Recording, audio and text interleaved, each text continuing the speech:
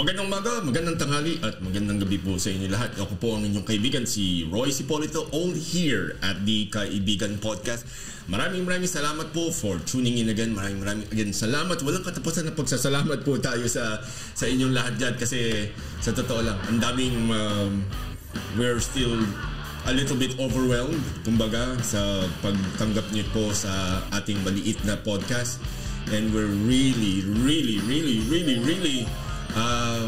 blessed at nagpapasalamat po kami sa inyong lahat dyan, sa mga Pilipinas na nakatira sa Asia, sa South America, sa North America, Africa, Europe at Australia, at of course even sa Antarctica.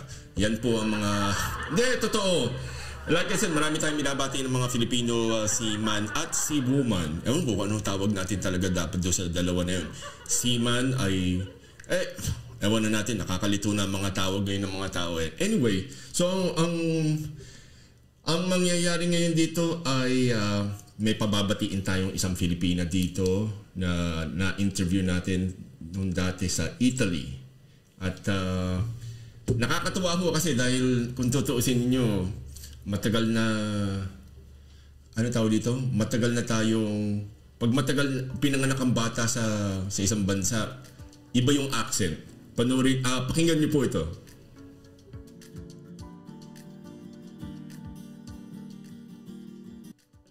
Hello po, I'm Dali San Pedro and I'm 14 years old. I was born and raised here in Milan, and I'm currently studying fashion design in Caterina da Siena High School. In the free time, I like to write, go to play tennis with my dad, and to dance.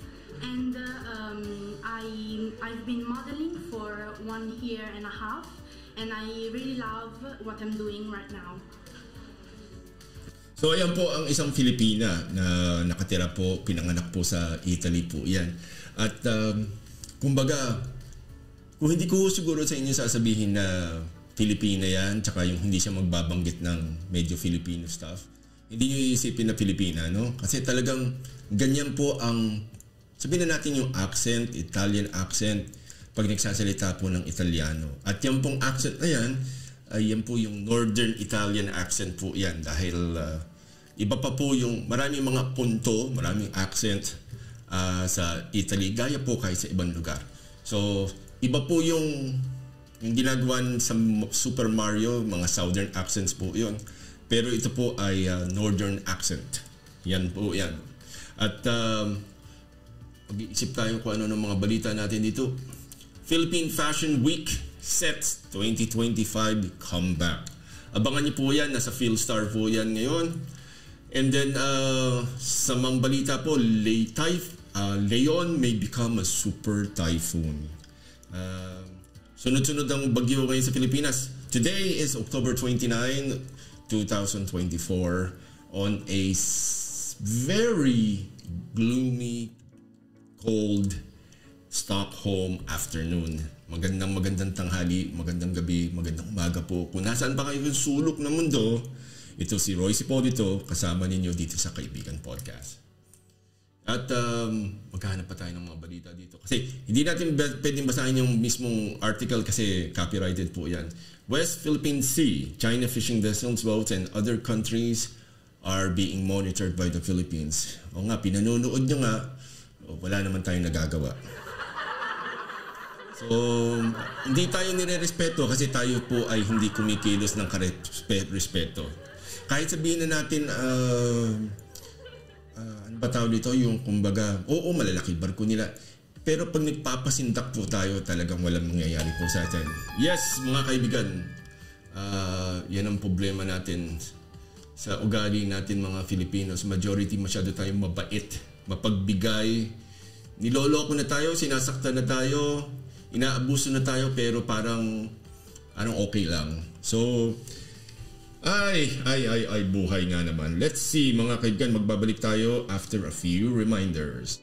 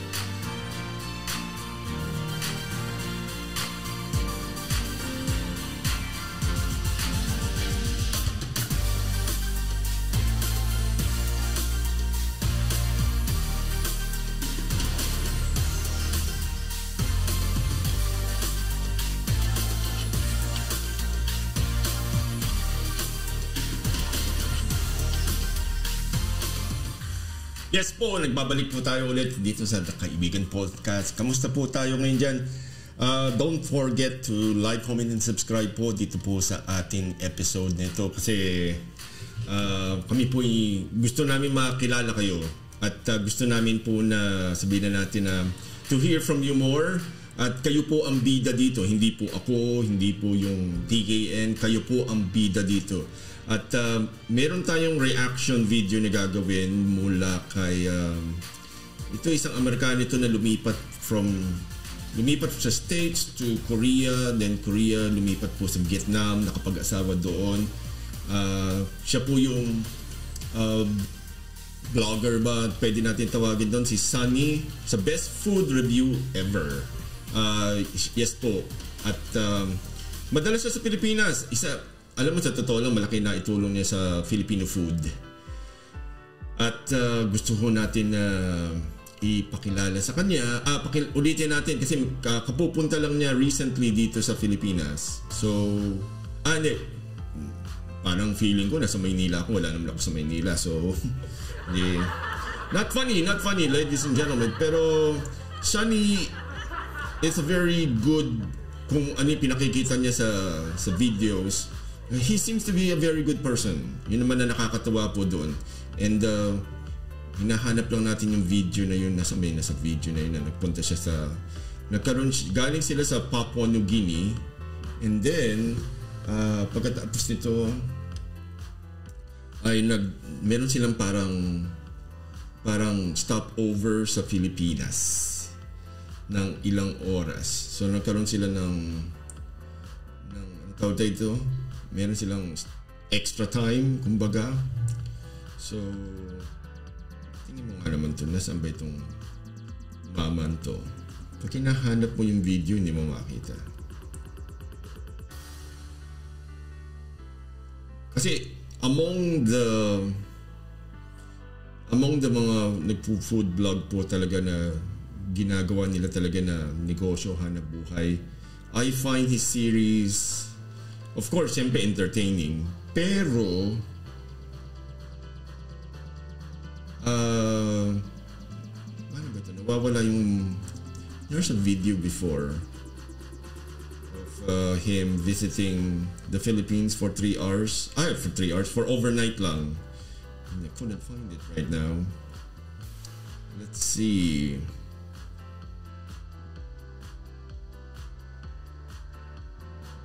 Tingnan mo naman. Sa dami ng videos niya, he's been like doing this for quite some time, mga 5 years na rin.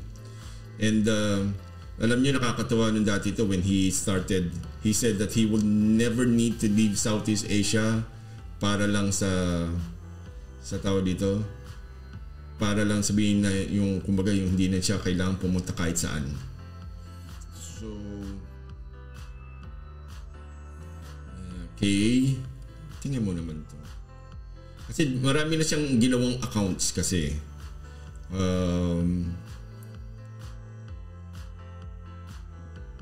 Gusto niya kasing, siyempre, negosyo. Alam niyo naman. Tapos, where did it go?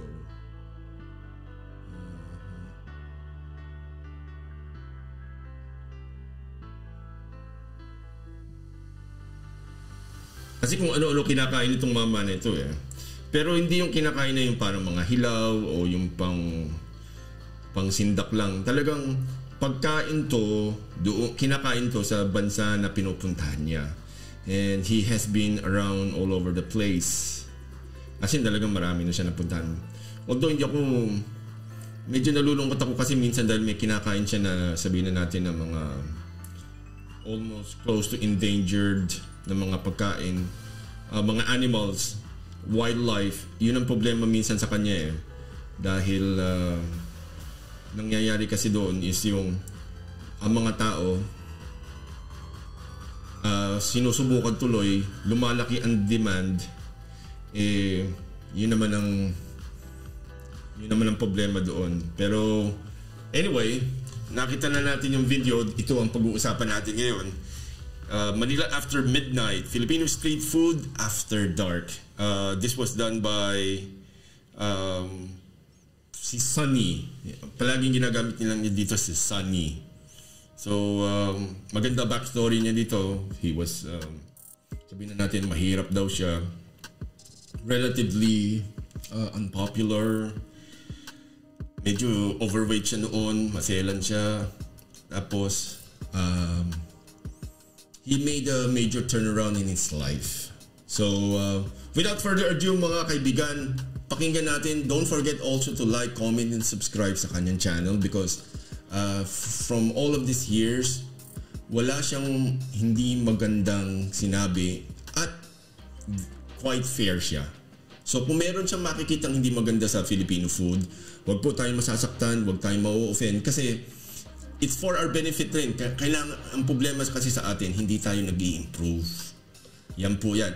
Isa ko sa napupuna ko sa atin is that sa mga bansa na pinuntahan niya, nandun tayo sa medyo bottom pagdating po sa linis. Magugulat kayo, sabi, ay malilinis tayo. Yes, malinis tayo sa katawan pero hindi tayo malinis sa paligid natin. Yes po, mga kaibigan, mga kainan natin, hindi, alam nyo na ito, look around you. Yan ang problema. At sayang, alam nyo, ang mura-mura sana ng pagkain, tapos ang mga bibili, mga bisita natin, mga tourist na ganyan, yan ang magpapaganda ng buhay sa Pilipinas. So sana po pag nakakakita kayo ng foreigner, or kahit sinong turista po sa lugar ninyo, tratuhin niyo po na maganda. Yes po mga kaibigan. Kasi ano natin yan, pinakamadaling way na kumita ang isang lugar po, isang ekonomiya na isang lugar. Okay, so mabalik tayo and this is Sunny from the Best Food Review. I'm talking Filipino street food after dark. Right now we are here on a layover. We're flying from Papua New Guinea to Vietnam with Manila smack in the middle. We are in the country for only about 7 hours. Right now it's about 10 p.m. and I am hungry. In this wild city, when the sun goes down, the food stalls come up. Here you can find late night street foods and even diners that are open for 24 hours. I know what you're thinking, oh but Sunny, you could just eat that same food during the day. No, but listen, it's nighttime, 100 IQ. Right now we are in the... So, ayan po, binanggit niya kasi yung nasa Manila sila and then of course, layover nila sa Pilipinas galing sa Papua New Guinea.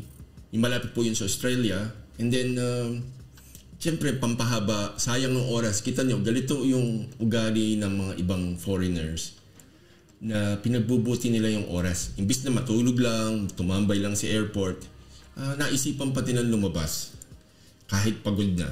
So, nakasakay sila sa isang jeep, umupa sila na isang jeep. Okay, very good.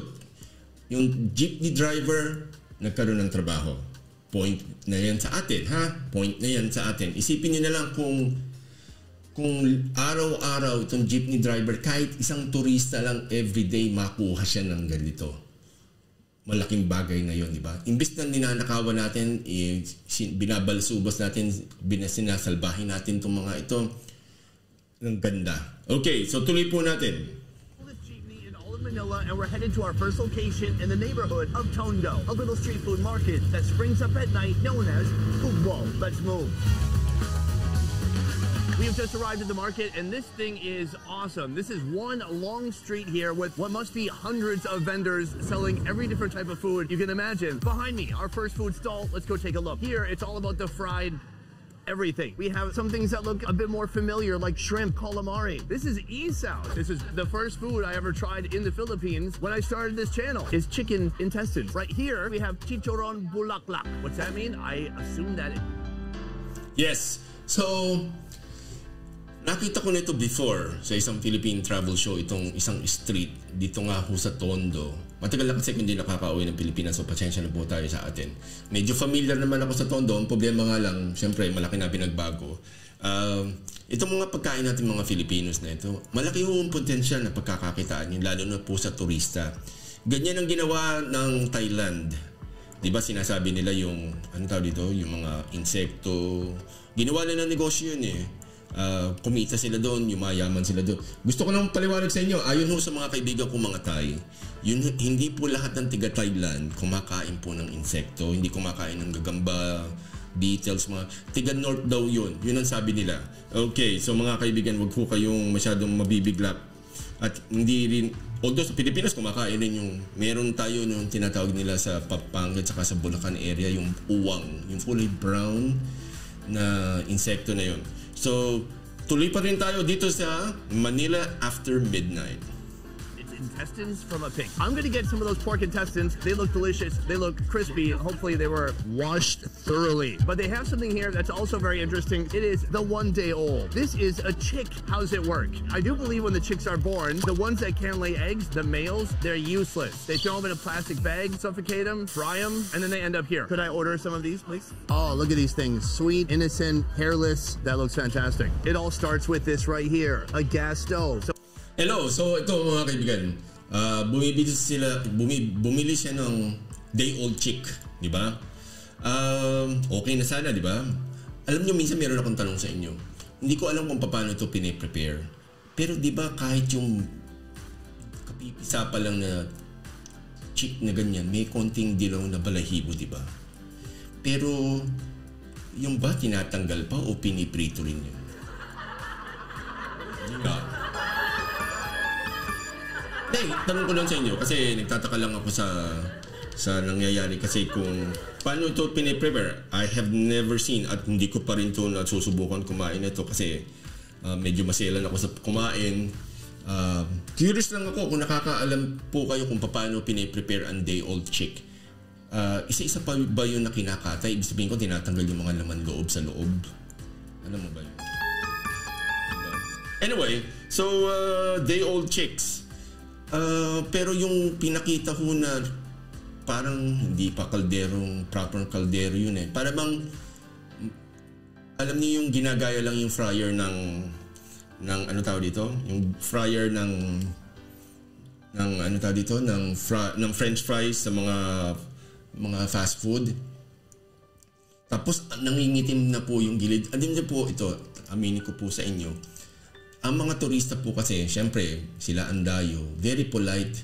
Pero sa totoo lang po, hindi po hygienic yung mga nakikita nila na pinaglulutuan natin. One time, natatanda ko itong ano pangalan itong mistisong Thailand na puti na masarap kumain rin to eh. Pero kaibigan rin niya yun eh. Kumain siya sa isang isla sa Visayas. Talaga namang nagluluto sila tapos nakapaligid doon sa paligid lang na marumi, basura.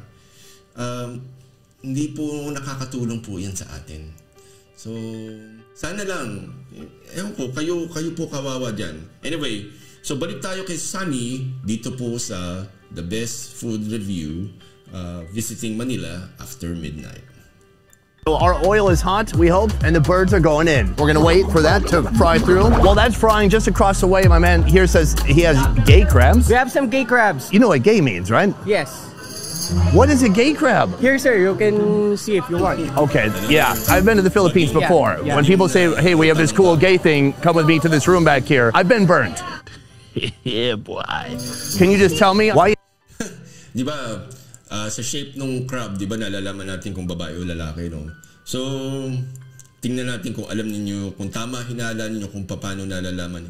Kung may kembot ba ito? Is that gay? Why are you gay? Because we have some genders, sir. The male crab, sir, is have like that shape under the crabs, and the lady crab is have like square, and the gay crab is heart shape. It's not a rainbow flag? No. It's a heart shape. Okay, I'm gonna pass on the gay crab. I support them. I think it's great that they exist. Yeah. Try Hydra Energetic by L'Oreal Men X. Ano naman yun?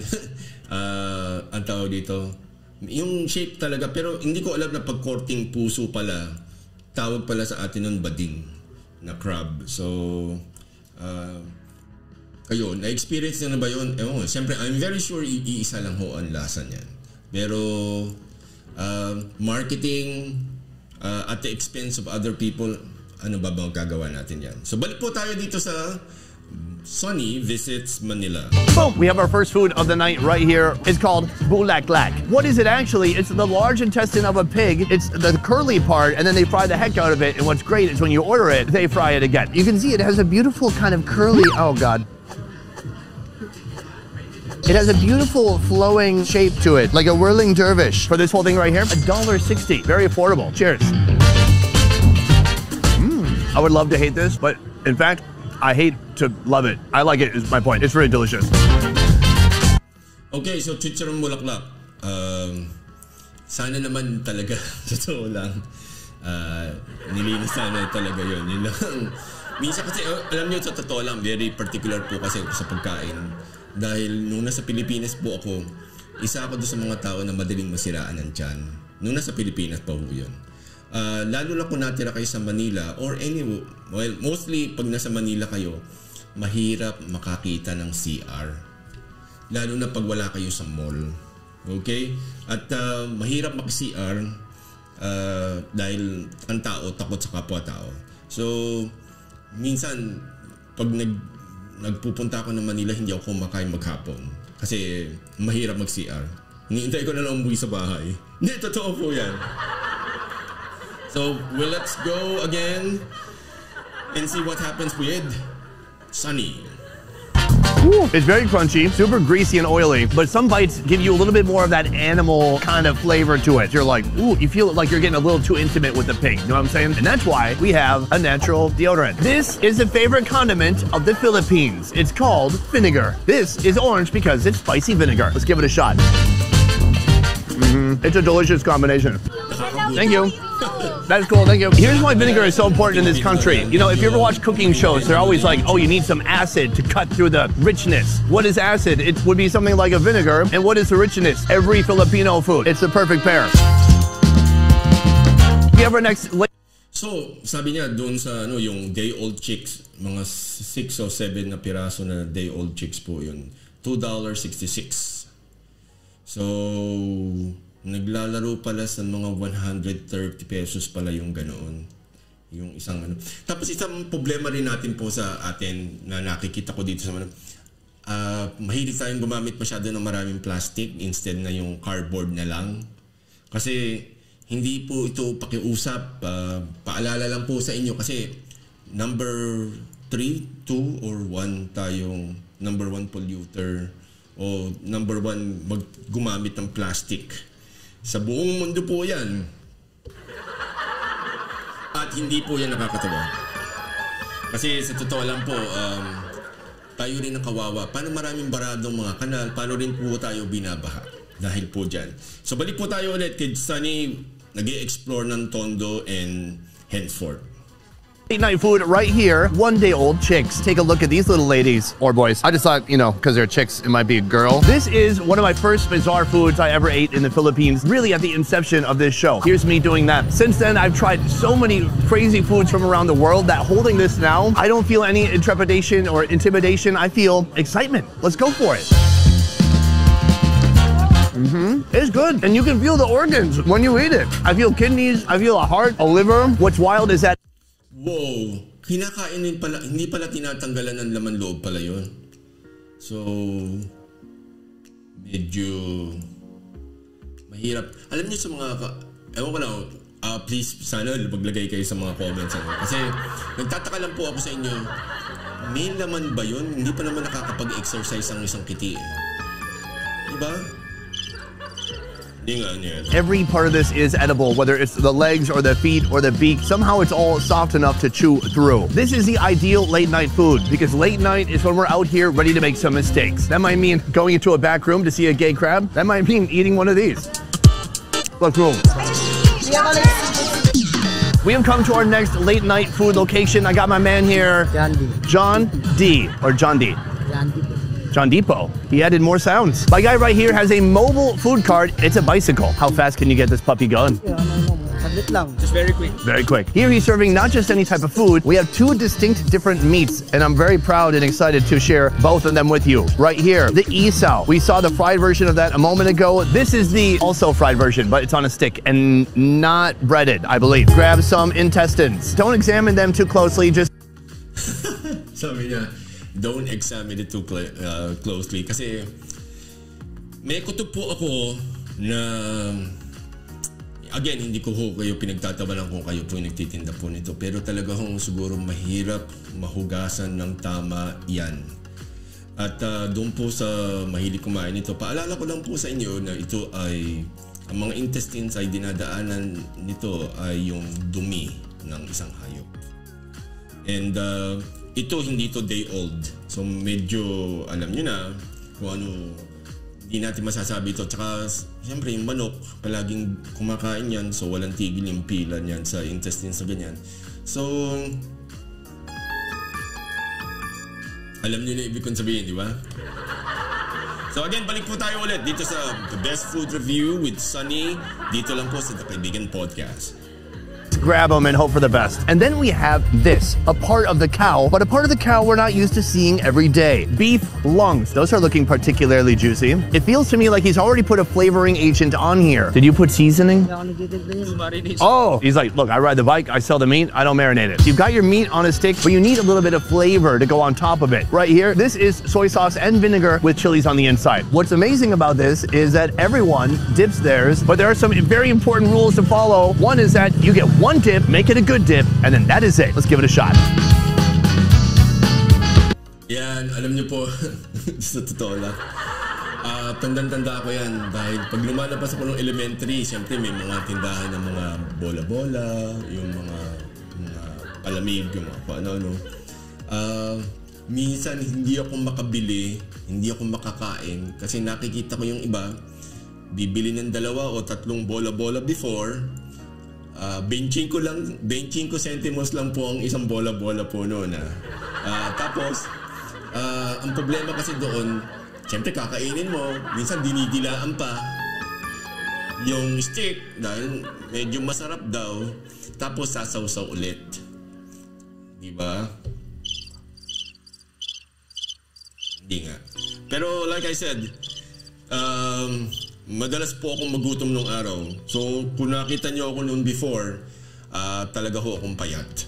And then, kasi maselan akong kumain. Balik pa ho tayo dito kay Sunny sa Best Food Review. Good flavoring. A little sour, a little savory. Very spicy. The intestines cleaned very well. I appreciate that. They're a bit chewy, even a little bit gummy on the inside. Overall, I'm a big fan. But what I'm really excited about is this right here, the beef lungs. I'm gonna try it without any extra sauce on it. I want that real cow lung taste. It is really spongy, an incredibly unique texture. It's a little beefy, nothing off-putting. It's just a wild, interesting, enjoyable texture. I like it, but I want to give it a little bit of a hit of a dip. Our previous sauce was spicy. This one is sweet. Cheers. Sweet, savory, and no heat. This is so addictive. If I was him, I'd be eating all my supplies. So that is our second food location, but it is getting late. Guys, it is 11:46. So, yun po ang nakakain na ba kayo ng baga ng baka? Hindi nga. Sa totoo lang. Ay, nako. Alam niyo, sa totoo lang, sa Pilipinas, nakakatuwa kasi lahat ng bagay kinakain na natin. Sa totoo lang. At halos lahat nilalagyan ng matamis. Hindi, aminin niya yan. Totoo yan. Diba? Ang ibig ko lang pong sabihin dito kasi is yung halos lahat. Ang hindi ko palang nakikitang kinakain natin is yung balahibo ng manok. Hindi nga. Ikaw, sino ba meron na nakakain ng balahibo ng manok? Wala pa nakakaisip yata noon. Di ba? Hindi, pero lang, sa totoo lang. Lahat ng parte ng manok ay nakakain na. Head to toe. Kahit yung palong po yung kulay red na parang nasa ulo mismo. Parang buhok nila na hindi mo maintindihan. Puwit. Siyempre, yung laman loob, halos lahat kinakain na rin doon. Kita mo nga, bagong panganak din. Kinakain na rin. Pero yung balahibo, yung feathers, hindi pa nakakain. Ano? Hindi nga.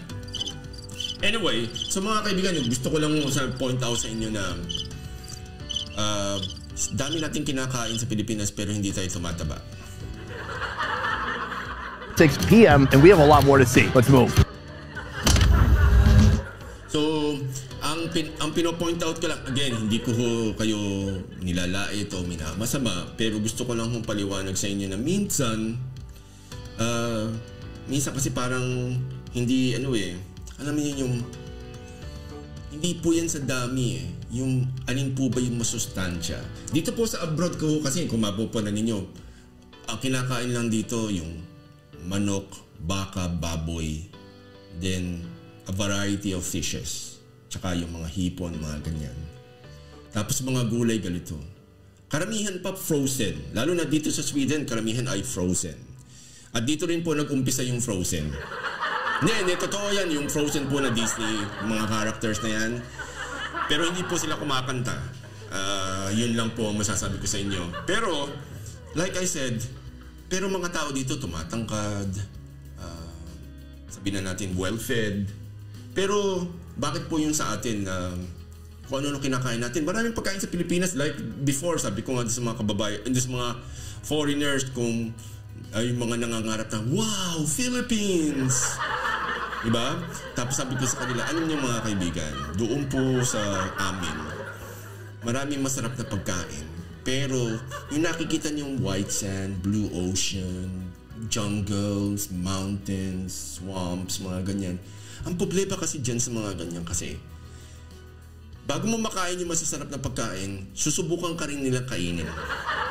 Lumalaban po kasi pagkain sa mga tropics. Alam mo nila yan, ahas, baboy damo, baka yung usa lang siguro hindi lumalaban. Pero alam niyo po yun, isda, lumalaban, may lason, may spikes, mga ganyan. So hindi katulad po dito sa abroad na as usual, ang mga pagkain nakasupot na, nakapackage na. Parang, although hindi ganun kasarap, pero seems to be nutritious enough dahil it has been powering Western civilization for quite some time now. Yan naman po yan. More than almost 100 years na. Simula nung na-invento ang freezer or refrigerator po.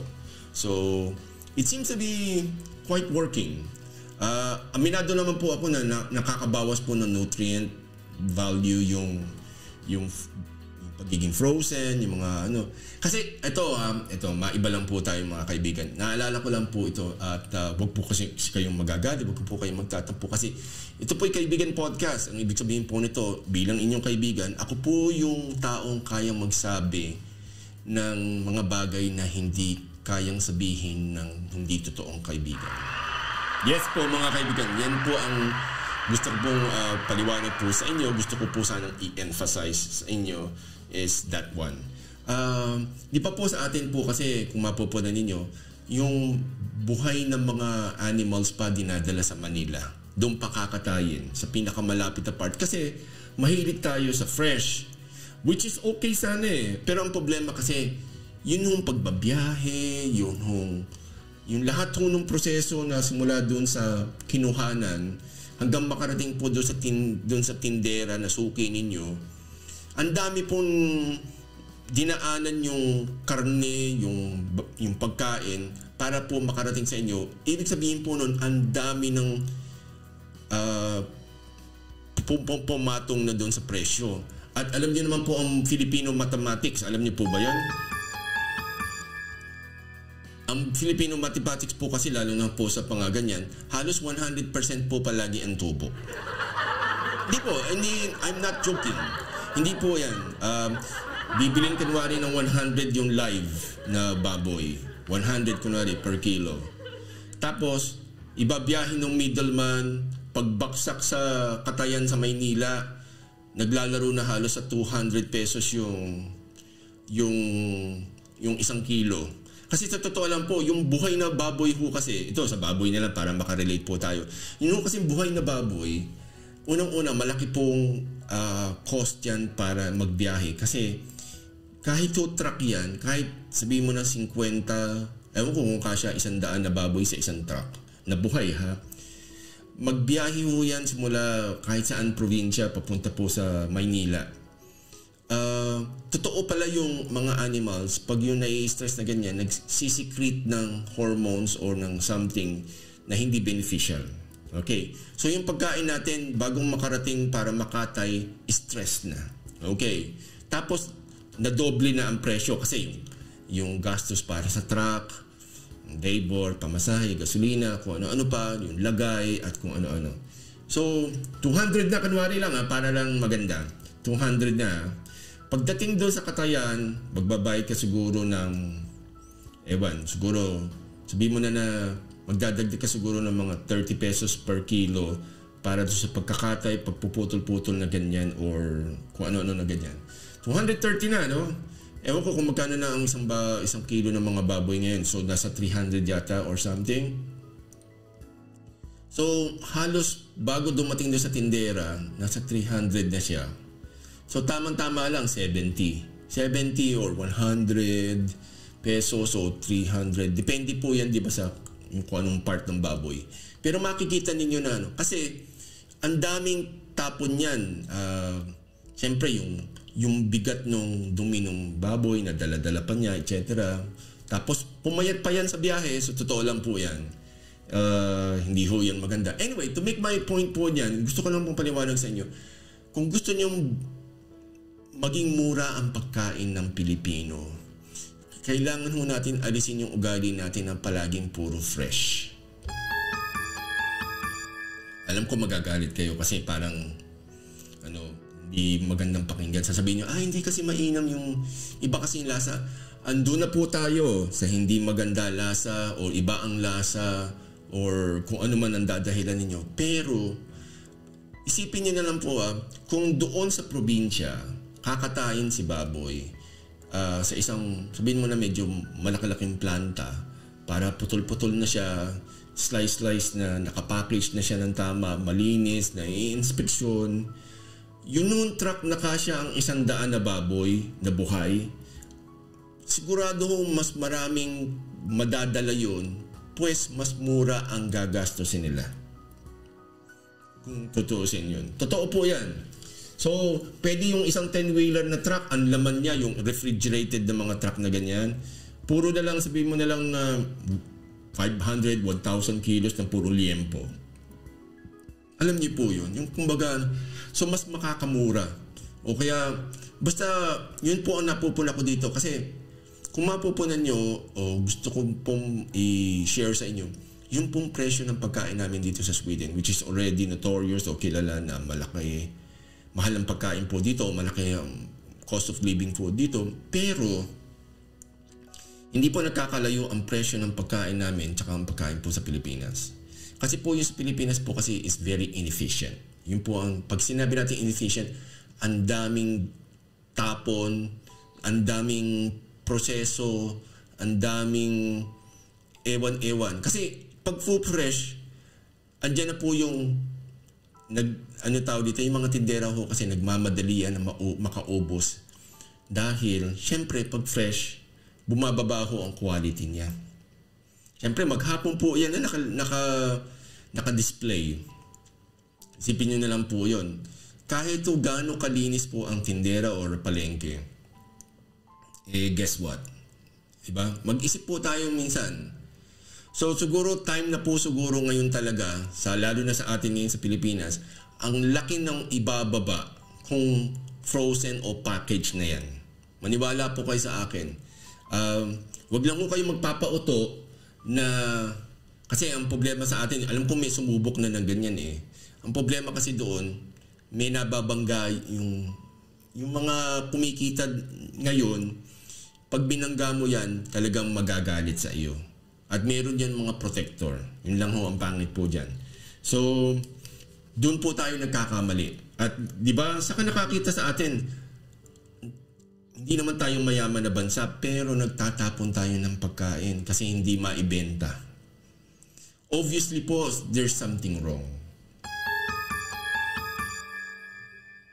Here behind me, Filipino slushy from Thailand. Let's see how it works. Hello, you have a soda. Yes, po. And you have a machine, and it's moving. And then now what? And the vitamin also, sir. Not only soft drinks, I have Choco also. Oh, Vitamilk.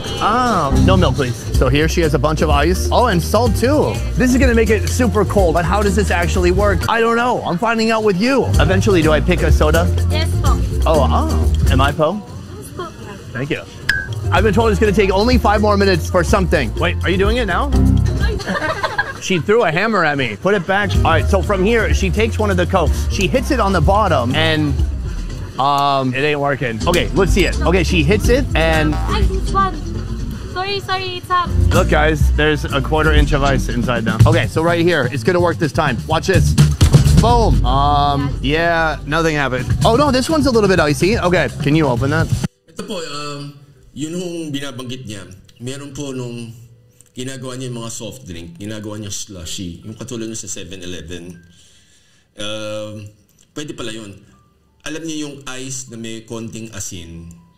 Katulad din ho yan yung paggawa ng sorbete sa Pilipinas. Kung nakakakita kayo ng manual way of making ice cream, meron ng basket na gawa sa kahoy, merong crushed ice doon sa labas, may halong asin yun, tapos meron yung container na parang aluminum ba yun o stainless, andoon si ice cream. Tapos iikot mo yun ng mano-mano hanggang tumigas siya. Hindi mo pwedeng iwanan. Alam mo, sa totoo lang, tinanong ko rin po yun. Kung pwede mong iwanan na lang para tumigas. Iba yata ang consistency pag yung hindi mo iniikot. Yun yata ang dahilan doon. So, again, balik po tayo kay Sunny. Let's give it a shot. Let's see what it's like. It tastes like semi-cold Fanta. So here's what I think is supposed to happen. Maybe we can find a video of somebody doing this properly. It gets to a certain temperature. When you hit it, everything becomes crystallized within the bottle. Can I say something? I have to go. I think your machine is broken. Or maybe it's the operator. I'm not sure. Off to our next food. Boom, we come to our next place, meat. You order what you want and you give it to this man right here. He throws it on the charcoal, cooks it up, and it's ready to go. Let's talk about this meat selection, starting with dried squid. Right here we have something called Betamax. This is blood cubes. We've got big fat sausages. We've got big pork intestines. We have pork liver, pork ears, chicken ass, and then right here, just some normal meat chunks from the pig. So I'm gonna get a few different things right now. I wanna get a couple of these. I think I'll try some ear. If you eat the ear, do you think you can hear better? Huh? I do see this chicken ass right here calling my name. Take a look at it. Here's the thing. Recently, I was in Taiwan, and they had some pretty amazing chicken ass there. I'm gonna get a couple of these skewers, and we'll see who is the champ between Taiwan and here in Manila. Time to grill it up. Let's go. The masked man. Nobody knows his identity, but he knows he can grill up some mean skewers. So, mga kaibigan ulit, nagkababalik po tayo ulit. Andun na siya sa sabihin na natin traditional tsaka old style classic na ihawan sa Pilipinas, yung may Betamax, hita, isaw, longganisa, yung bang barbecue na halos walang laman kundi stick. Diba?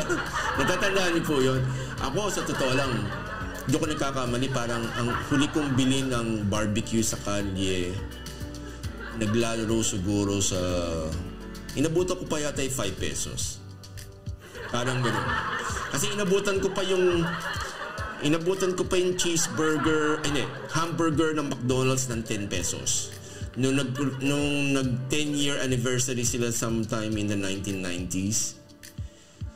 Natatanda ko yung bagong bukas noon yung UST na McDonald's along Forbes Avenue po yun. Inabutan sila nung 10-year, kasi 1983 yata nag-umpisa ang McDonald's sa Pilipinas. At ang, kung hindi ako nagkakamali, ang unang-unang McDonald's ay yung nasa New Frontier. Ewan ko kung bukas pa yun o andun pa yun ngayon. Pero yun ang kauna-unahan. Alam niyo po, nung araw natatandaan ko ang McDonald's noon, Inglesera ang crew. Hindi ko maintindihan kung yung mga mayayaman, mga anak na mayayaman, alam ko yung iba sinusundo pa ng driver. Yeah, it's really true. It's really true. Talaga pong akala nyo mga artistahin yung mga nasa crew, yung mga busboy, mga ganyan. Tapos talagang pag nabalitaan na nagtatrabaho sa McDonald's, kahit anong part ng crew, social na social po yan. Hindi ko po sinasabi na hindi na ngayon social. Pero iba ho yung unang crew. Kung sino man kayo, naku, ano ba yan? Siguro nasa Amerika na rin yung mga nasa McDonald's na yun. Anyway, alam nyo, sa totoo lang, sana magkaroon sila ng reunion, kung sino pa yung unang crew ng McDonald's New Frontier. Tsaka kung hindi ako nagkakamali yung...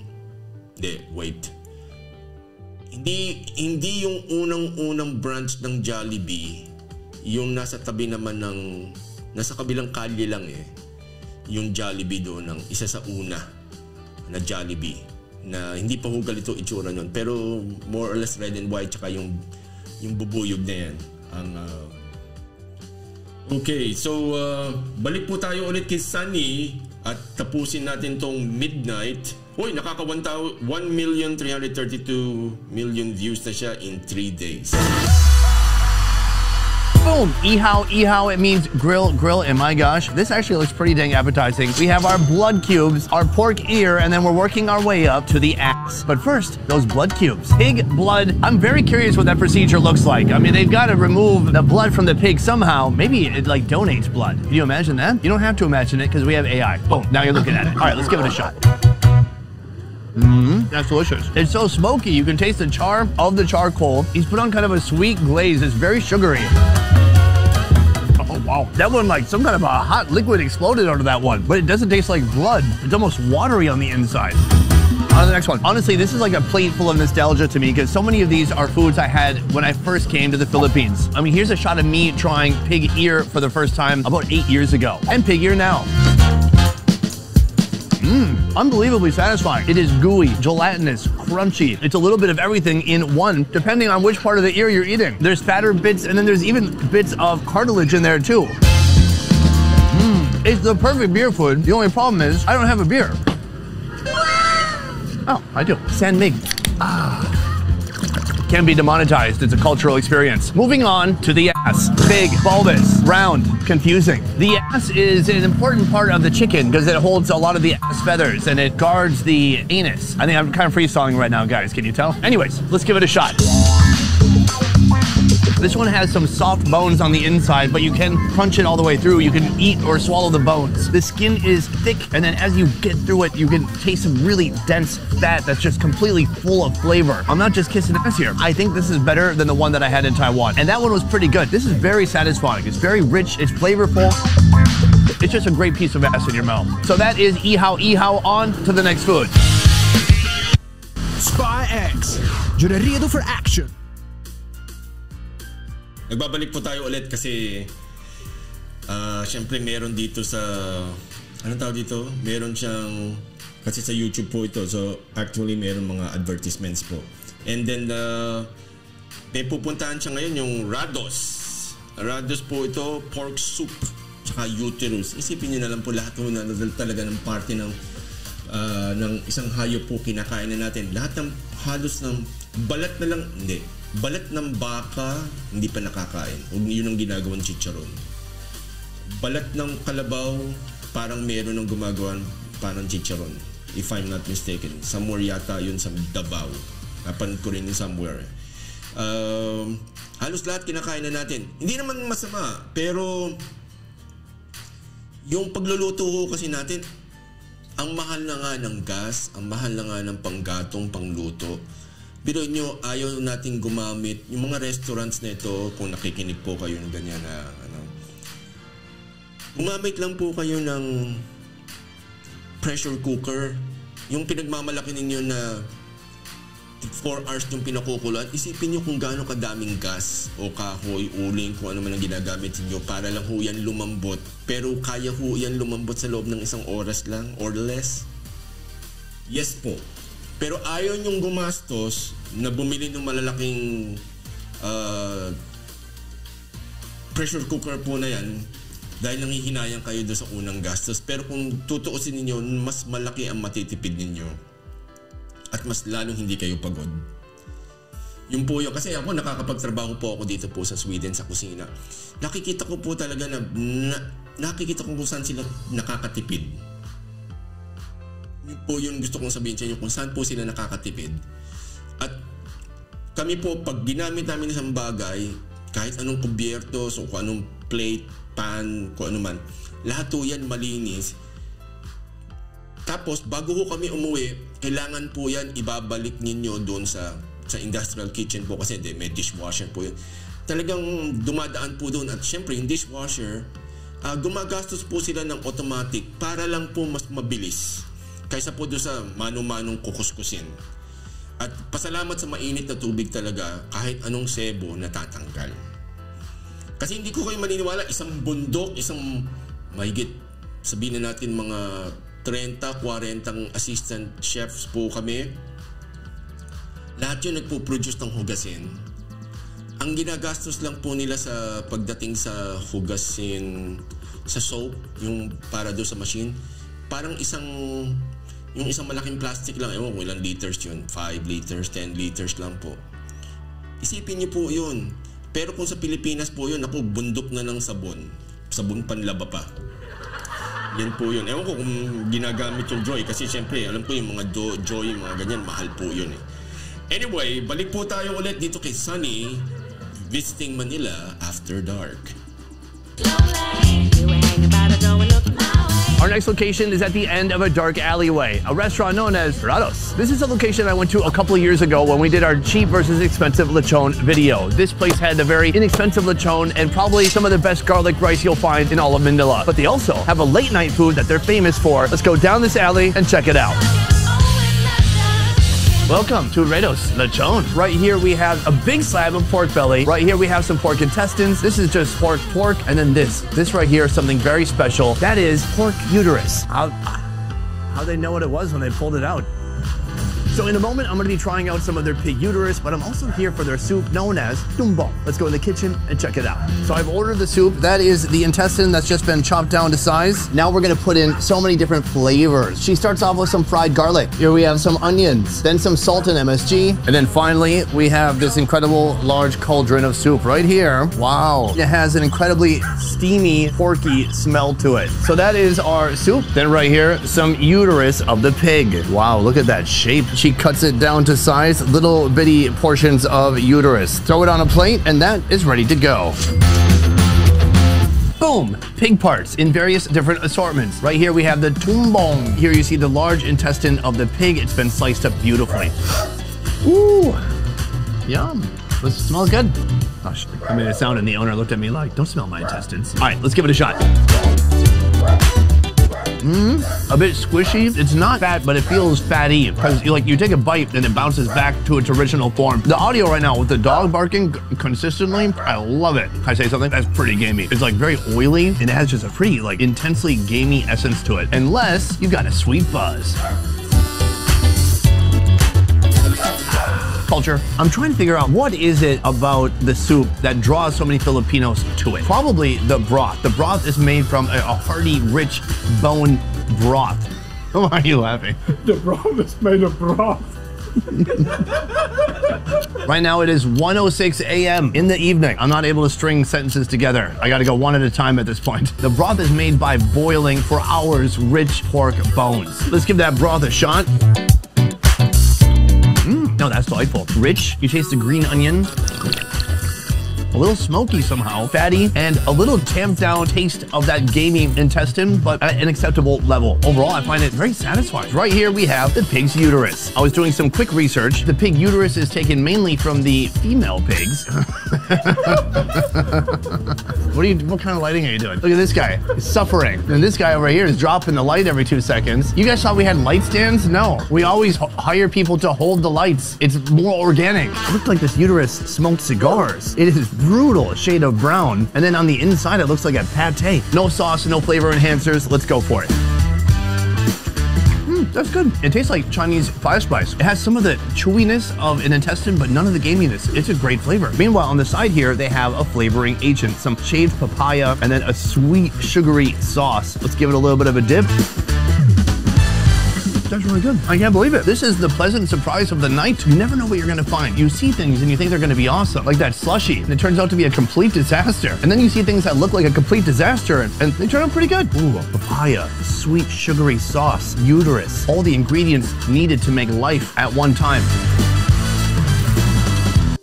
So, ayan po mga kaibigan. Si Sunny, natapos na kanyang tour ng Metro Manila at night. Dahil nga ho sa meron silang stopover sa Pilipinas. Galing sila sa Papua New Guinea. Anyway, so mga kaibigan, like I said, ang pagkain pong Pilipinas kasi ay unique. Medyo matamis lang, pero sige, okay lang yan. Sabihin na natin, i-push natin yan. Diba? Pero like I said, kailangan ho natin talaga mag-improve. Pagdating, kahit po yung, wag lang ho yung harapan ang improve natin, pati po yung lahat. Kung mapupunad yung mga kaibigan na po, hindi talaga tayo magkakasundo, tsaka hindi rin tayo talaga maniwala kayo o hindi. Hindi po talaga tayo ganun kabait as much as you think. Yun po yan. Alam niyo po yun, maniniwala ba kayo doon o hindi? It's up to you po yan. Ako, puro-puro ko lang yan, tsaka observation ko yan po. Hindi ho tayo magkakasundo-sundo. Tingnan nyo na lang po ang mga shape ng mga bahay natin. Kanya-kanya hong kaharian. Diba? Kanya-kanya. Pag meron umusad sa harap, uusad din yung isa. Wala nang daanan ng tao. Tapos, pag, hindi mo maintindihan. Tapos pagdating ng kalamidad, lahat kawawa daw. Kung tutuusin natin po, ako ito meron akong sa inyong isi-share na isang istorya that happened.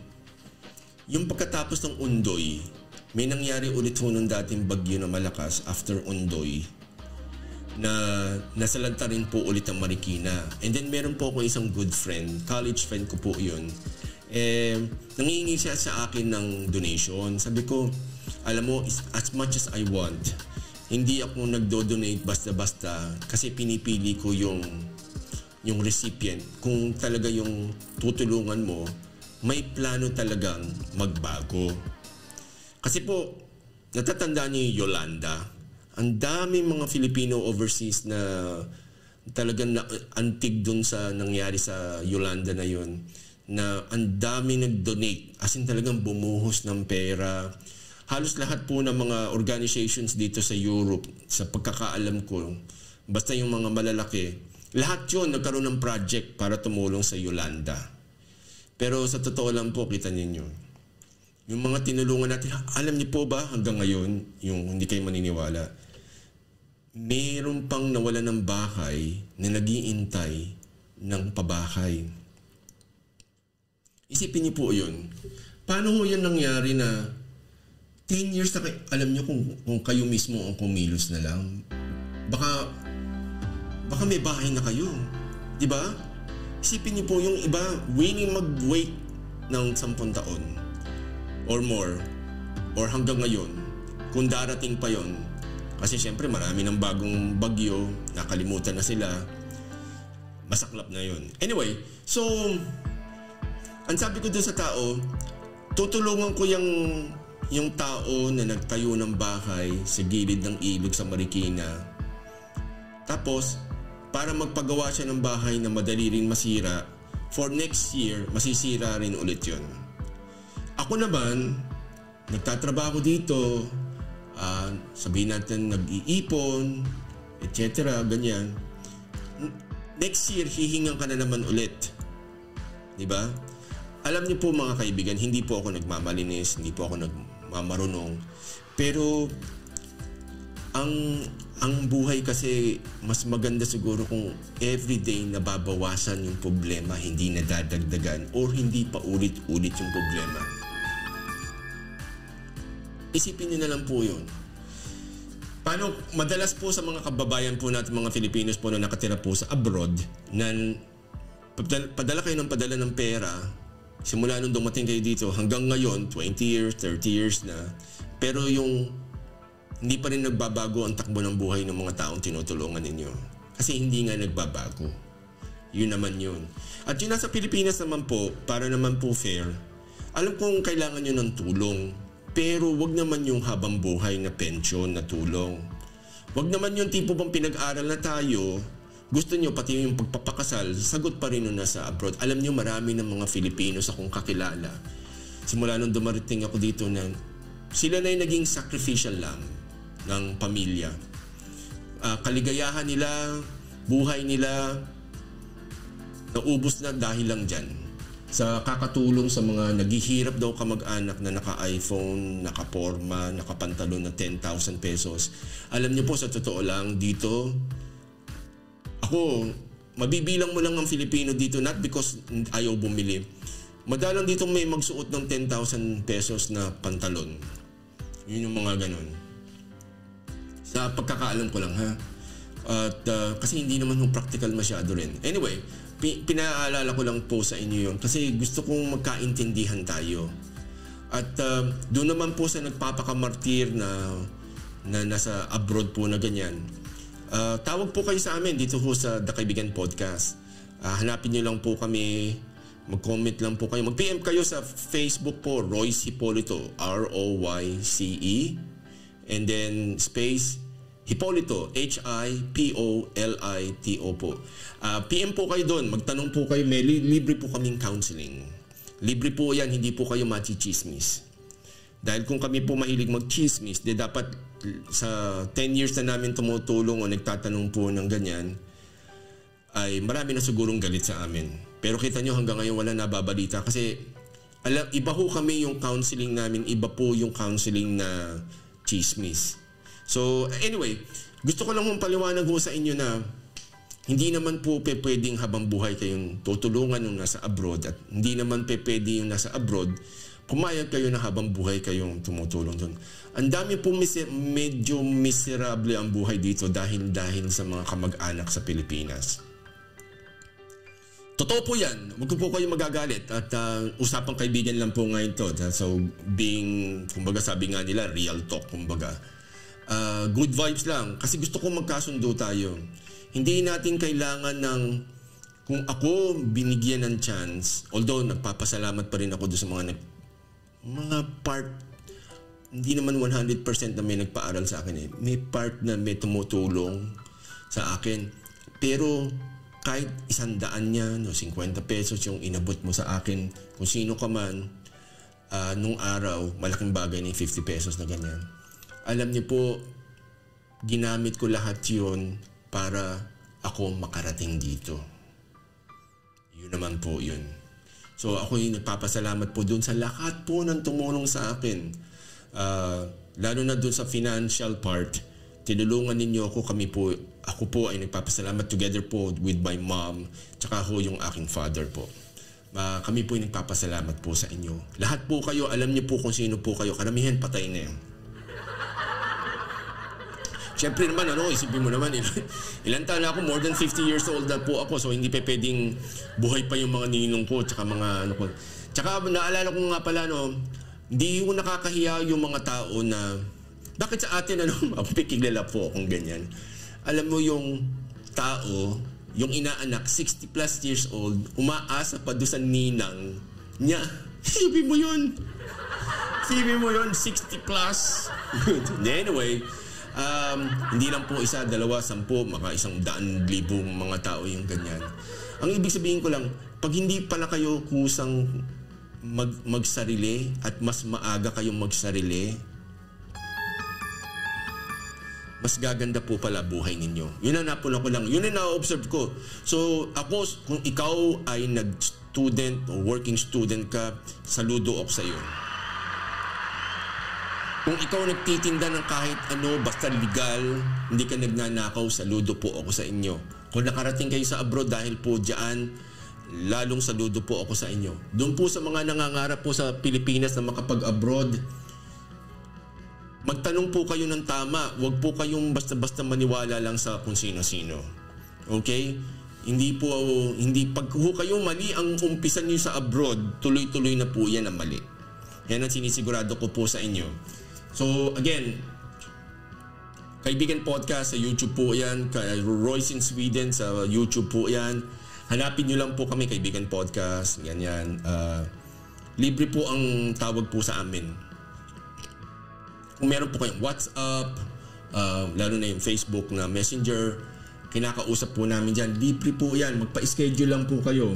At kung kayo po yung nasa Pilipinas, libre din po yan. All you have to do is, tandaan nyo lang po, ang oras ninyo sa Pilipinas, -7. Oras namin dito sa Sweden, Germany, Italy, France, Spain ba? Kasama dyan siguro Spain.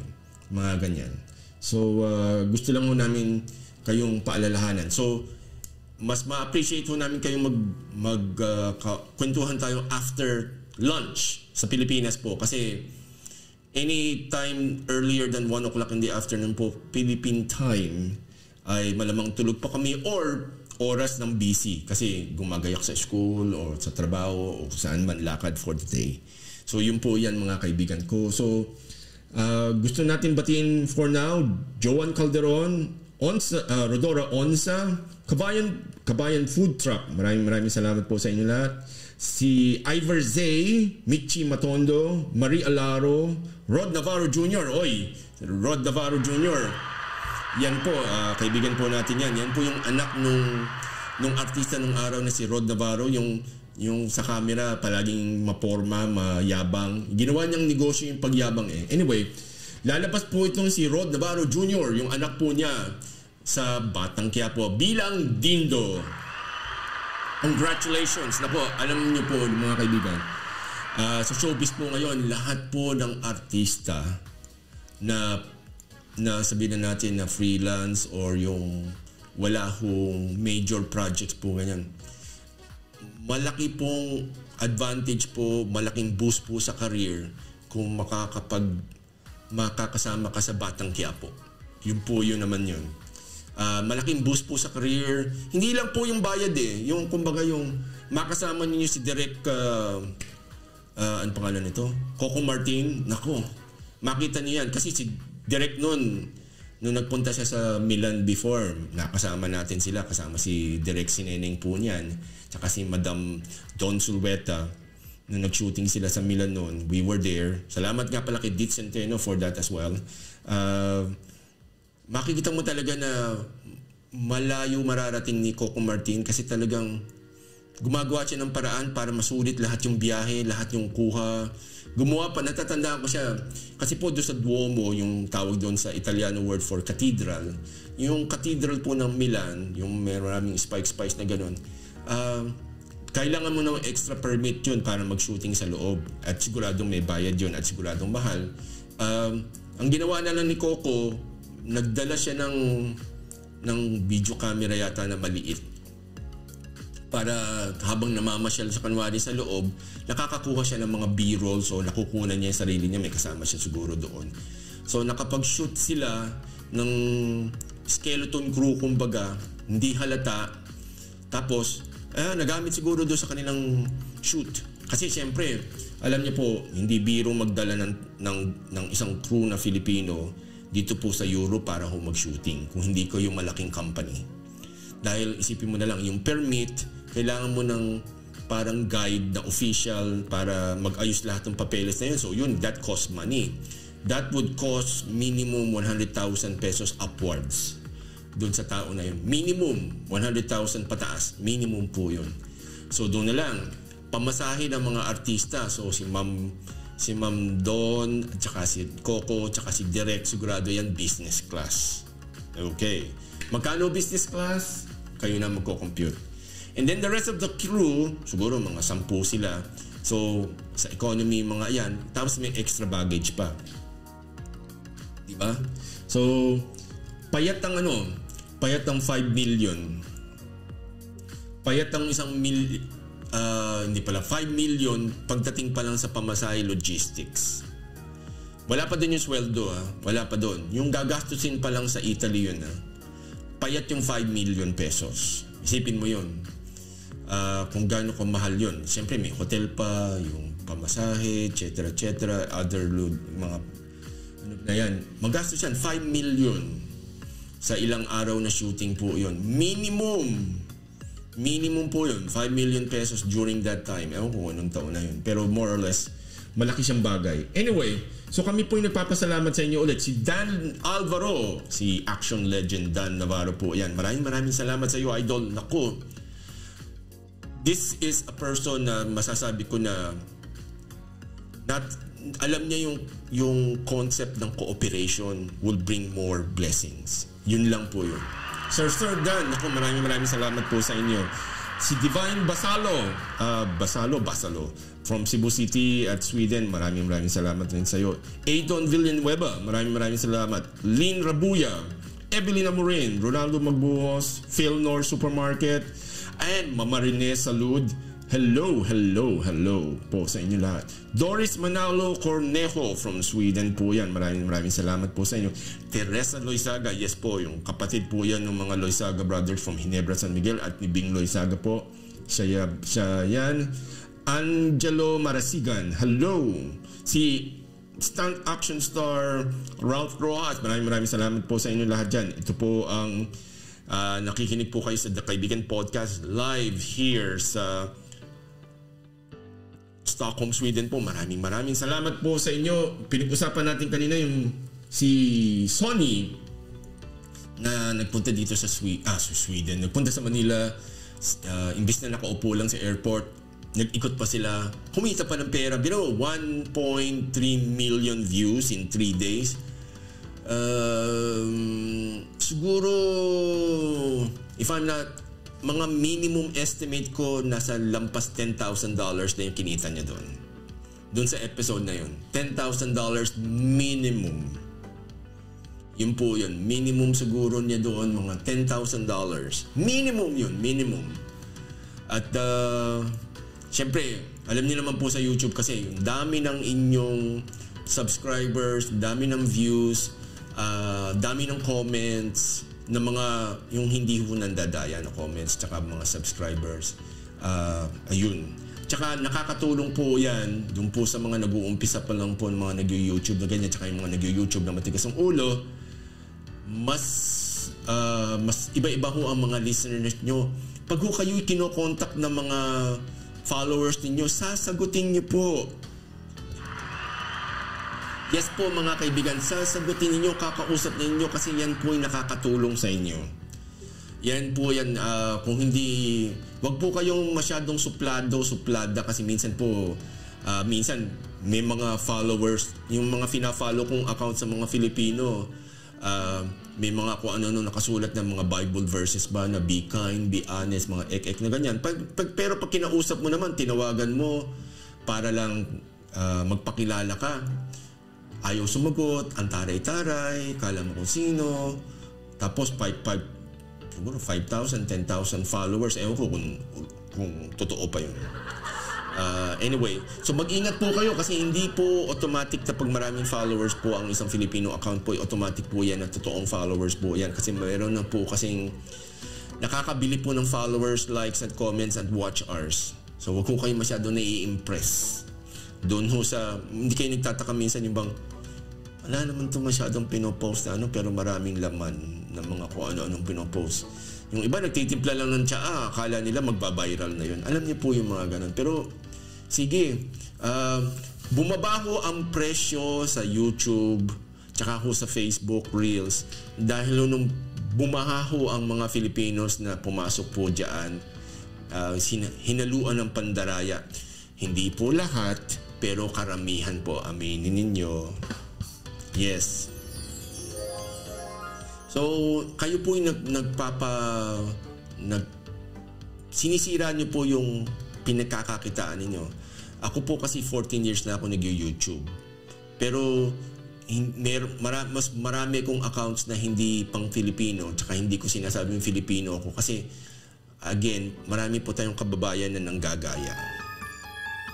Nanggagaya, naninira, tsaka yung mahirap po kasi, nakakainis po kasi minsan sa totoo lang, to be honest. Nakakainis po kasi yung nanggagaya ng ideas na ako po sa totoo lang, pinag-aaralan ko ito, pinag-iisipan ko po lahat yung ginagawa ko, nagpa-practice pa ako para lang ho sa bawat episode na ginagawa ko, kahit po dun sa iba kong mga channels. Pero ang problema po kasi, andito yung gustong kumita pero ayaw magtrabaho, nagmamadali. Marami po kasi tayong mga Filipinos na hindi kayo maniniwala na akala nila basta pag nag-post ka gusto nila mag-viral. Hindi po yung ganun kadali ho yun. Maniwala po kayo sa akin. Hindi ho yung ganun kadali. And then at the same time, kayo yung tinutukoy ko kung kayo yung nagsabi na before na pag nag-umpisa kayo, uy, kayang-kaya ko araw-araw mag-upload ng episode o mag-upload ng videos. Madali lang yan. Nako, number 1 po yan na isang myth, isang kalokohan po yan. And then, uy, marami kong mga kaibigan, kamag-anak para manood. Maniwala po kayo sa akin.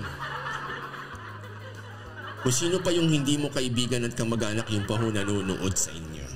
At karamihan ng kaibigan ninyo, kamag-anak ninyo ang hindi nanonood. Yun po yun. That's true. Yan po yan. Mas madalas po huwag kayong umasa sa mga kakilala ninyo at mas mahirap po yun. Sa totoo lang. Isipin niyo lang po yung McDonald's, ha? Ang kumakain po sa McDonald's, hindi po kilala ng mga may-ari ng McDonald's or even yung Jollibee or even yung SM. Ang pinagkakakitaan nila, doon sila kumikita sa mga taong hindi nila kilalang pumapasok sa mall nila everyday. So, ganun rin po sa negosyo. So, mas better na magnegosyo kayo sa ibang tao kaysa sa kamag-anak. At gusto kong pasalamatan yung mga kamag-anak ko nagturo sa akin yan.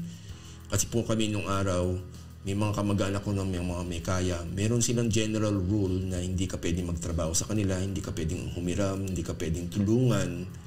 Kasi gugulo yung relationship. Tsaka mahirap nga naman utusan ng kamag-anak. Which is totoo yan. Maniwala po kayo. Mas maganda na siguro yung hindi. Although siyempre inaamin ko, yung mga kamag-anak ko, inaabutan ako ng pera, mga nasa Manila po kasi sila, tapos pag umuwi sila sa probinsya, binibigyan ako ng pambaon, pang galito. Ako po hanggang ngayon nagpapasalamat doon. Don't get me wrong na parang hindi ako tumatanaw ho ng utang na loob, pasasalamat po, respeto po sa kanila.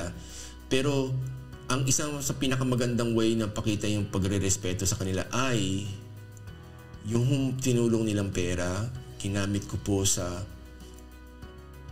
na puhunan para po akong makarating kung saan man po ako nandoon ngayon. So, yun po ako, nagpapasalamat po ako sa inyo. So, doon po sa mga taong tumulong po sa akin, habang buhay ko pong tinatanaw na utang na loob, pagpalain po kayo ng Diyos, ako po nagpapasalamat po sa inyong lahat. Dahil every time na nakakausap ko yung dalawa kong anak, tsaka yung buhay ko dito, tsaka kung saan-saan, hindi ko po ito basta-basta mararating kung hindi niyo po ako tinulungan. At habang buhay ko po yung hindi makakalimutan. Paano ako, mga kaibigan, hindi ko kaya magyabang na yung mag-asta-asta mga big time. Kasi feeling ko hindi ko kailangan. Hindi ko need. Kahit hindi naman rin ako big time. Yun ang problema doon. Pero, like I said po mga kaibigan, gusto ko lang paalala sa inyo na hindi nyo kailangan ng approval ng ibang tao para kayo ay maniwala o paniwalaan ng may kaya o naging successful na kayo. Buksan nyo lang yung bank account ninyo, makikita nyo na kung mayaman kayo o hindi. Hindi nyo kailangan magsuot ng mamahalin na damit para lang kayo ay paniwalaan na may kaya. Hindi po yan sukatan ng pagkatao ninyo. Alam nyo, yung kanina may napanood ako kay Jessica Soho, inulit niya yung kanyang kidney episode for sale na ganyan. Yung mayroon nagbenta ng isang kidney ng 200,000 pesos. Alam niyo kung saan niya ginastos yung kalahati? Sa iPhone. Yun talaga katangahan, ka-stupidity, siraulo, biro mo, hindi ka na makakaroon ng uliv ng isa pang kidney. Doon mo pa ginamit sa iPhone. Hindi ko sinasabi yung iPhone masama. Pero, ang problema kasi doon yung minsan ka lang kumita ng ganyan. Hindi kita masisisi na binenta mo yung kidney mo. Hindi kita masisisi. Pero yung bumili ka ng iPhone para lang magyabang ka. Tapos mamaya wala ka pang pan-load. Okay. So ayan po mga kaibigan, bago tayo magkaiyakan dito sa The Kaibigan Podcast, yan ho ay pag-isipan lang ho natin yung sinasabi ko na ganyan dahil paminsan-minsan baka ako natatama naman. Di ba? Baka minsan makachamba tayong tama. Pero like I said, Lahat po na sinasabi ko na ganito, pinag-iisipan ko po talaga ito, sinusulat ko pa. Sa totoo lang. So hindi po ito simpleng bagay lang po na basta ako makapagsalita lang dito or hindi. Pinag-aaralan ko po ito na mabuti, pinag-iisipan ko pa. Alam ko yung hindi dapat sabihin. Pero bilang isang kaibigan dito sa The Kaibigan Network, ay mas maganda siguro yung nagsasabi ng totoo kaysa sa nagsisinungaling po ako sa inyo. Diba?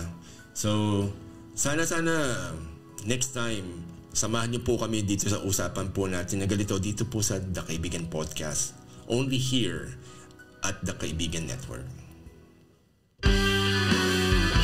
At dyan po tayo nagtatapos ulit dito sa Kaibigan Podcast. Maraming salamat again for being with us for the past 90 minutes or so. Maraming salamat po sa inyo ulit. Kaibigan Podcast, YouTube at nasa Facebook po tayo, The Kaibigan Network, YouTube, Facebook, tsaka Instagram. Maraming salamat po. Mula po sa Stockholm, Sweden, ito po si Royce po ito. Nagpapasalamat po sa inyong lahat ulit for being a good friend. Dito lang po sa ating podcast. Magkita-kita po tayo ulit sa ating susunod na episode only here at TKN. Maraming salamat po mga kaibigan.